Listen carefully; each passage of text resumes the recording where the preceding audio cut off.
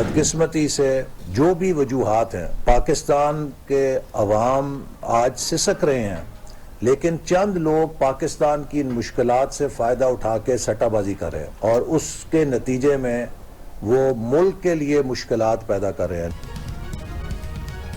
بدقسمتی سے پاکستان کی عوام آج سسک رہی ہے، چند لوگ پاکستان کی مشکلات سے فائدہ اٹھا رہے ہیں اور ملک کے لیے مزید مشکلات پیدا کر رہے ہیں۔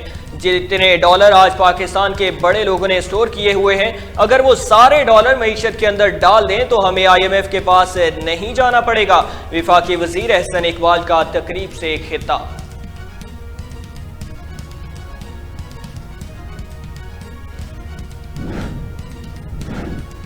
چیف الیکشن کمیشن کا لگایا گیا نگران وزیر اعلیٰ چلنے نہیں دیں گے، عدالت جائیں گے۔ وزیر اعلیٰ پرویز الہی کا اعلان، بولے ہم الیکشن کمیشن کی سوچ اور بدنیت جانتے ہیں، یہ روز عمران خان کے خلاف کیس کر رہا ہے۔ ملک میں اب عام انتخابات ہوں گے، عمران خان غلطی کریں تو ہم روکتے ہیں۔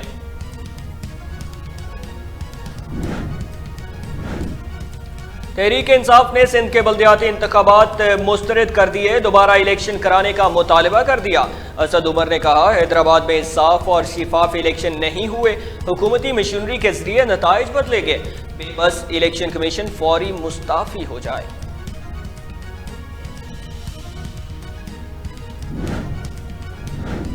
جماعت اسلامی کا ری کاؤنٹنگ کے عمل پر عدم اعتماد، امیر جماعت اسلامی کراچی حافظ نعیم الرحمان بولے بلدیاتی الیکشن میں پوسٹ پول دھاندلی ہوئی، پیپلز پارٹی دوبارہ گنتی کے نام پر دھاندلی کرنا چاہتی ہے، اب جہاں ری کاؤنٹنگ ہوتی ہے وہاں تھیلے اور سیلز کھلی ہوئی ملتی ہیں۔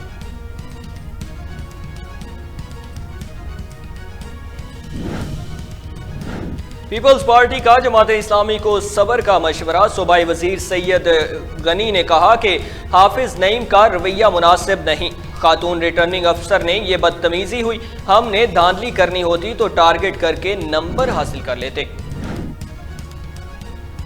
نگران وزیر اعلیٰ تقرری کے لیے پارلیمانی کمیٹی تشکیل دے، اسپیکر نے نوٹیفیکیشن جاری کر دیا۔ میاں اسلم اقبال، راجہ بشارت، ہاشم جوان بخت، ملک ندیم کامران، ملک احمد خان اور سید حسن مرتضی شامل۔ کمیٹی کا اجلاس کل ہوگا۔ عوام ہو جائیں تیار، وزیر اعظم نے بجلی گیس مہنگی کرنے اور منی بجٹ لانے کی اصولی منظوری دے دی، اضافی ٹیکسوں سے 200 ارب تک جمع کیے جائیں گے۔ حکومتی ذرائع کے مطابق IMF کے ساتھ بات چیت میں تعطل کو ختم کرنے کے لیے منی بجٹ لانا ضروری ہے۔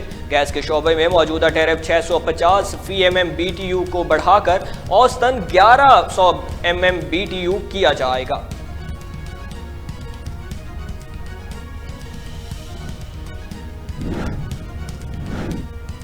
نگران وزیر اعلیٰ کے ناموں کے لیے آئینی طور پر مشاورت کے لیے 3 دن کا وقت ہے، اسپیکر صاحب کو کس بات کی عجلت ہے؟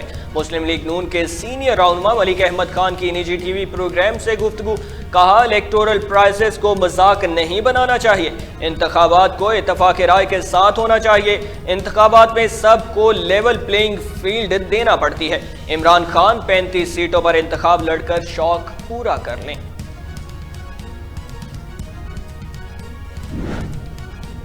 الیکشن کمیشن نے عمران خان کے ضمنی انتخابات میں اخراجات کی تفصیل جمع نہ کرانے کے کیس کا محفوظ فیصلہ سنا دیا، عمران خان تمام 7 نشستوں سے کامیاب قرار، نوٹیفیکیشن جاری۔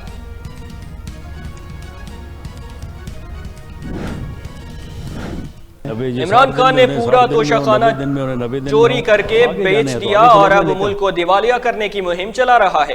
وفاقی وزیر داخلہ رانا ثناء اللہ نے لندن میں میڈیا سے گفتگو میں عمران خان کو آڑے ہاتھوں لے لیا، بولے عمران خان کی کرتوت سامنے آ گئے، اس نے اداروں کو بلیک میل کیا اور جھوٹے مقدمات بنائے، اس کی جلد گرفتاری ہونی چاہیے۔ مزید کہا پنجاب میں اگلا وزیر اعلیٰ مسلم لیگ نون سے ہوگا، ہمارے ساتھ کھڑے رہنے والوں کو ہی انتخابی ٹکٹ دیا جائے گا، نون لیگ پنجاب کا صدر ہوں، استعفیٰ مانگا تو نواز شریف کو دے دوں گا۔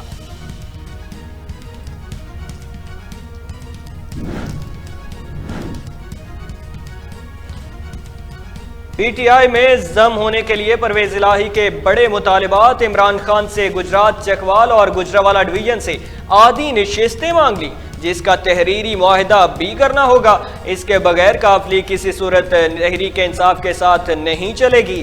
ذرائع کے مطابق عمران خان کو پارٹی کے اندر پرویز الہی کے مطالبات پر مشکلات کا سامنا، کیونکہ پارٹی کے سینئر قیادت نے پرویز الہی کے مطالبات تسلیم کرنے کی مخالفت کر دی ہے۔ نواز شریف ایک ماہ میں وطن واپس آ رہے ہیں، استقبال کرنے خود جاؤں گا۔ نگران وزیر اعلیٰ پنجاب کے نام پر اتفاق رائے پیدا کرنے کی بہت کوشش کی لیکن کامیاب نہیں ہو سکا۔ عام انتخابات مقررہ مدت پر ہی ہونے چاہیے۔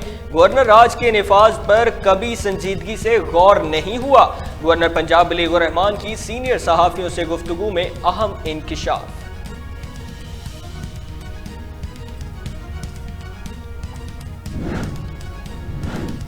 مریم نواز کی 22 جنوری کو وطن واپسی کا شیڈیول تبدیل ہو گیا۔ لیگی رہنما مریم نواز کا اب 22 جنوری کے بجائے 29 جنوری کو وطن واپس آنے کا امکان۔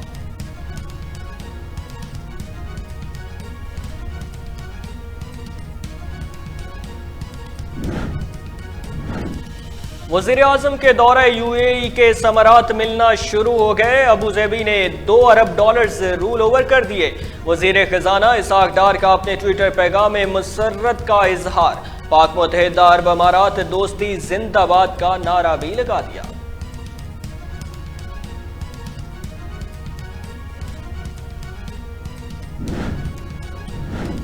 ہم پاکستان بنا سکتے ہیں تو پاکستان بنانے والوں کو جوڑ بھی سکتے ہیں۔ یکجہتی اور اتحاد سے پاکستان کی سیاست مستحکم ہو جائے گی۔ سابق میئر کراچی ڈاکٹر فاروق ستار کا جنرل ورکرز کنونشن سے خطاب۔ کہا اتحاد قائم کر دیا تو پاکستان معاشی مشکلات سے نکل پائے گا۔ کراچی کے سابق ناظم سعید مصطفیٰ کمال بولے سندھ حکومت نے بالآخر یہ تسلیم کیا کہ ان سے غلطی ہو گئی۔ کراچی قبضہ کرنے والوں کے نشانے پر ہے۔ کراچی کی سڑکوں، عمارتوں اور گلیوں پر قبضہ کرنے کا ڈھونگ رچایا گیا، لیکن منصوبہ بندی کرنے والے سن لیں، ہماری موجودگی میں ان کے خواب یہ شرمندہ تعبیر نہیں ہو پائیں گے۔